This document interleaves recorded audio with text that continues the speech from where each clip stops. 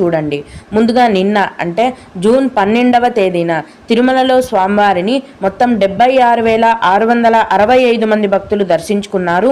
అందులో స్వామివారికి మొత్తం 31,377 మంది భక్తులు తలనీలాలను సమర్పించారు. నిన్నటి రోజున తిరుమలలో శ్రీవారి హుండీ యొక్క ఆదాయం అనేది 4,58,00,000 రూపాయలు. ఈరోజు కూడా ఎటువంటి దర్శనం టికెట్లు లేకుండా నేరుగా భక్తులను ఫ్రీ దర్శనానికి అనుమతిస్తున్నారండి. ప్రస్తుతం ఫ్రీ దర్శనానికి 18 గంటల సమయం అనేది పడుతోంది. అలాగే తిరుపతిలో ఇచ్చే సర్వ దర్శనం టికెట్లను తీసుకొని దర్శనానికి వెళ్లే భక్తులకు దర్శనానికి 4 గంటల సమయం అనేది పడుతోంది. 300 రూపాయల దర్శనం వారికి మరియు 500 రూపాయల దర్శనం వారికి దర్శనానికి 3 గంటల సమయం అనేది పడుతోంది. అలాగే ఈరోజు కూడా చిన్న పిల్లల సుపదం ఇన్ఫాంట్ దర్శనం అనేది ఉందండి.